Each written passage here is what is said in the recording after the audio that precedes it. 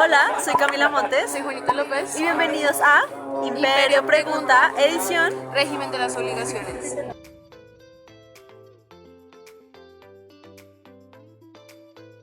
Como ustedes ya saben, nosotros tenemos una dinámica. Antes estábamos con el régimen de las cosas, ahorita estamos pasando con el régimen de las obligaciones. Continuando pues con nuestro concurso, vamos a volver a llevar a cabo un sketch como llevamos en la última vez, sobre magistrados. Recuerden que en esta ocasión el sketch va a ser sobre la clasificación de las obligaciones y vamos a explicar cada una de ellas. Así que, iniciemos. ¡Vamos! Bueno, buenos días. El día de hoy nos encontramos aquí reunidos diferentes magistrados de la nación, ya que el objetivo que tenemos el día de hoy es poder redactar las consideraciones de una sentencia. Estas consideraciones van a estar enfocadas en lo que son las clasificaciones de las obligaciones. Así que vamos a empezar con nuestros magistrados. Bueno, ahora vamos a iniciar con las consideraciones, ya que en estas podemos encontrar con exactitud cómo se desarrolla la clasificación de las obligaciones. Para poder dar inicio, empezaremos con la clasificación según su vínculo jurídico, en donde encontramos las obligaciones civiles y las obligaciones naturales. Las civiles son aquellas que otorgan derecho para poder exigir su cumplimiento y se caracterizan por tener acción. Esta acción consiste en que el acreedor tiene la facultad de constreñir al deudor para exigir el cumplimiento de la obligación, mientras que las obligaciones naturales no tienen esta acción. Sin embargo, son llamadas obligaciones y no deberes porque producen efectos jurídicos, ya sea la retención del pago, la caucionabilidad y la convertibilidad. Esta clasificación la encontramos en el artículo 1527 del Código Civil. Y ahora voy a dar paso para continuar con la clasificación de las obligaciones junto a mis otros compañeros magistrados.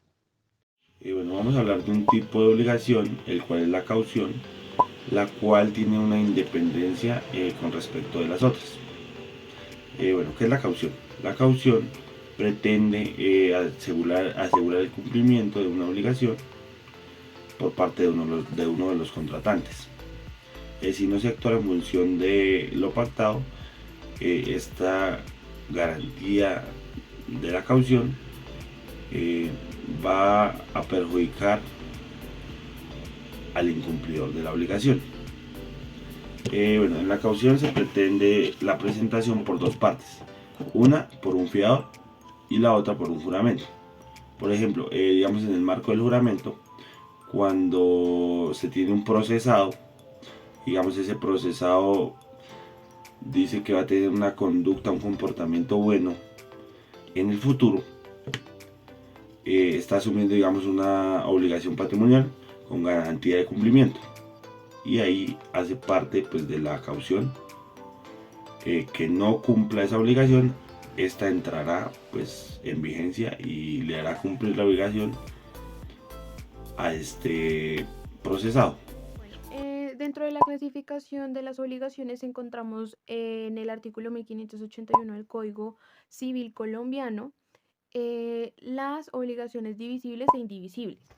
Nos define que una obligación es divisible o indivisible según su objeto y si este objeto es susceptible a dividirse, ya bien sea una cosa física, sea intelectual o de una cuota. Nos dice entonces que las obligaciones divisibles, por su naturaleza, su objeto puede ser divisible, valga la redundancia. Dice entonces que en algunos casos, aunque el objeto sea divisible, por convenio de las partes o por ley puede convertirse en indivisible. Cuando hacemos referencia a las obligaciones indivisibles, hacemos referencia a que por su naturaleza el objeto no es susceptible de división. Esto quiere decir que la indivisibilidad puede describirse de una forma que si se altera o se fracciona el objeto, puede alterarse su función o la esencia del objeto. Las obligaciones facultativas son las que tienen por objeto una cosa determinada, pero concediéndose al deudor la facultad de pagar con esta cosa o con otra que se designa. Tienen un objeto simple. El deudor solo debe una cosa, solo hay un objeto sobre el que recae la obligación. por lo que el acreedor solo puede exigirle sobre esa cosa. Tiene 3 efectos. El primero es que el acreedor solo puede demandar el pago del objeto de la prestación, por lo que se debe es una cosa en concreto. El segundo es la inexistencia o nulidad de la prestación debida afecta la obligación porque la vuelve inexistente o nula. Y el tercero, si lo que se debe es un cuerpo cierto, la pérdida fortuita de ese cuerpo cierto extingue la obligación. Por otro lado, las obligaciones alternativas son obligaciones en las cuales se deben varias cosas, de tal manera que la ejecución de una de ellas exonera la ejecución de las otras. El deudor debe varias prestaciones y todas ellas forman parte de un vínculo, pero puede pagar con una sola. La elección de con cuál la prestación se va a pagar la obligación es del deudor. Sin embargo, hay 2 excepciones. La primera, cuando así fue pactado por las partes, y la segunda, que el deudor no haga su elección dentro de los 5 días siguientes a la notificación del auto de cobro. Bien, veremos las obligaciones según su prestación, no su objeto como lo vimos anteriormente, sino su prestación. Decimos entonces que, según la doctrina, nos dice que las obligaciones positivas están por el hacer o el dar, y las obligaciones negativas están en el no dar o no hacer. Así que vamos a definir cada una de ellas. Vamos a iniciar con el hacer. El hacer se encuentra en el artículo 1610 del Código Civil colombiano, donde nos dice que si la obligación es de hacer, el deudor constituye mora. Y entonces el acreedor podrá, junto con la indemnización de la mora, escoger 3 cosas a elección suya, es decir, del acreedor. Que se le apremie al deudor para la ejecución del hecho convenido, que se le autorice a él mismo para hacerlo ejecutar por un tercero a expensas del deudor, o que el deudor le indemnice de los perjuicios resultantes de la infracción del contrato. En el artículo 1605 tenemos lo que es la obligación de dar. La obligación de dar dice que contiene lo que es la entrega de la cosa. Nos dice que las obligaciones de dar tienen como objeto la transferencia plena de la propiedad o desmembrada o de la propiedad fiduciaria. Las que tienen por objeto la misma desmembración de la propiedad o la construcción de un fideicomiso en su totalidad o en cuota de cosa singular o de género. Bueno, en el artículo 1612 tenemos lo que es la obligación de no hacer. La obligación de no hacer nos dice que toda obligación de no hacer una cosa se resuelve en la indemnizar los perjuicios si el deudor contraviene y no puedes hacerlo hecho. Dice que las obligaciones de hacer, de no hacer, tienen una abstención o una limitación, es decir, que tienen algunos requisitos. Bueno, continuando con esas consideraciones que estamos estableciendo para la sentencia, como mencionaron anteriormente los anteriores magistrados, es importante pues tener en cuenta esta división según el vínculo jurídico y el objeto. De aquí también nacen los sujetos. Aquí encontramos el sujeto activo y el sujeto pasivo. De estos dos nacen 2 clasificaciones, la dualidad y la pluralidad. Dentro de la dualidad encontramos lo que se denomina el sujeto fijo o variable, y en la pluralidad encontramos lo que es el activo, el pasivo o la mixta. Igualmente encontramos todo lo que es la solidaridad, pero esto no lo va a explicar la magistrada Laura. Dentro de la clasificación de las obligaciones encontramos la obligación solidaria.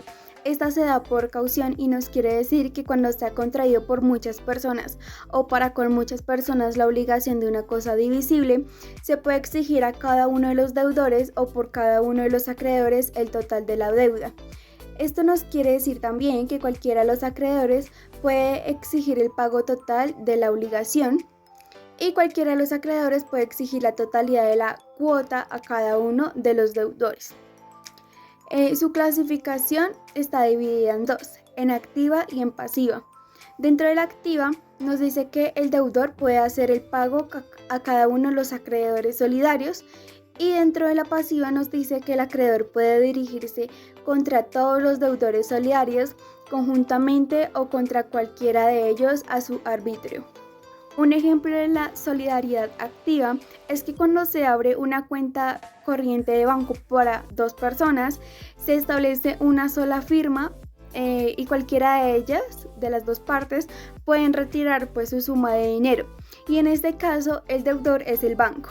En la solidaridad pasiva, un ejemplo es que Enrique va al banco a sacar un préstamo e Isabel como garante pues se presenta con él y Enrique al no cumplir la obligación el banco podrá exigirle a Isabel el pago por ser su deudora solidaria. Bueno, continuando con la clasificación de las obligaciones, encontramos las obligaciones con cláusula penal, en donde una persona para asegurar el cumplimiento de una obligación se sujeta a una pena que consiste en dar o hacer algo en caso de no ejecutar o retardar la obligación principal. A continuación vamos a encontrar pequeños aspectos de las obligaciones con cláusula penal. Primero, sirve para garantizar el cumplimiento de la obligación principal. Segundo, la parte que incumple debe cancelar una suma de dinero a la parte cumplida. Tercero, el deudor incurre en la pena cuando se constituye en mora.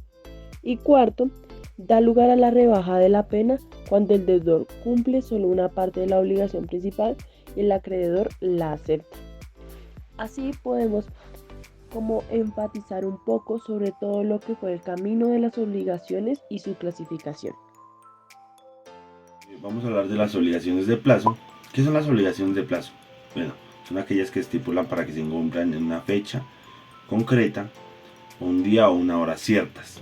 De esta manera, las obligaciones de plazo serán exigibles. Claro, como han mencionado el resto de magistrados sobre estas tipo de modalidades que también encontramos en la clasificación, encontramos una clasificación bastante importante que son las obligaciones de género.